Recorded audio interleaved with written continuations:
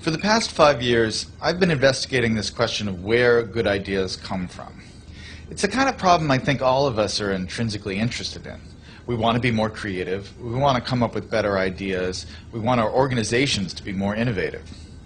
I've looked at this problem from an environmental perspective. What are the spaces that have historically led to unusual rates of creativity and innovation?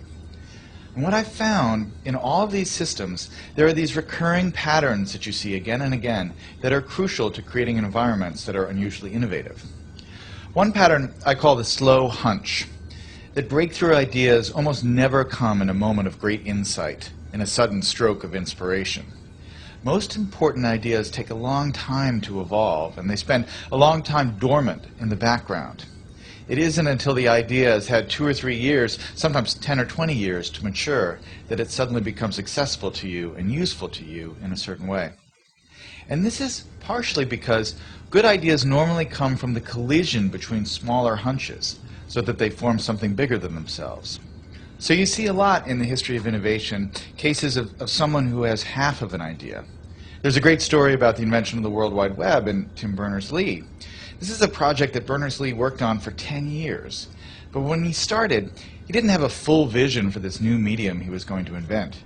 He started working on one project as a side project to help him organize his own data. He scrapped that after a couple years, and he started working on another thing.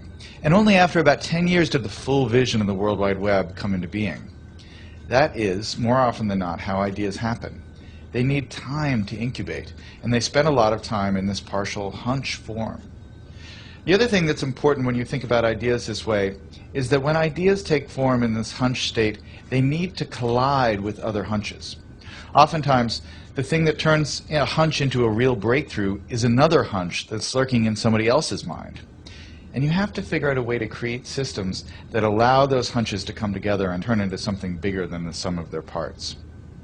That's why, for instance, the coffee house in the Age of the Enlightenment, or the Parisian salons of modernism, were such engines of creativity, because they created a space where ideas could mingle and swap and create new forms. When you look at the problem of innovation from this perspective, it sheds a lot of important light on the debate we've been having recently about what the internet is doing to our brains. Are we getting overwhelmed with an always connected, multitasking lifestyle? And is that going to lead to less sophisticated thoughts as we move away from the slower, deeper, contemplative state of reading, for instance? Obviously, I'm a big fan of reading. But I think it's important to remember that the great driver of scientific innovation and technological innovation has been the historic increase in connectivity, in our ability to reach out and exchange ideas with other people, and to borrow other people's hunches and combine them with our hunches and turn them into something new. That really has, I think, been, more than anything else, the primary engine of creativity and innovation over the last 600 or 700 years. And so yes, it's true we're more distracted.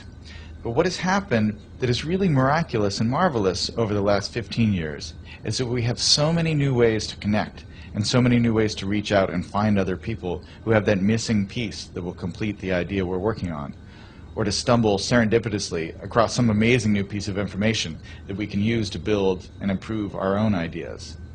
That's the real lesson of where good ideas come from. That chance favors the connected mind.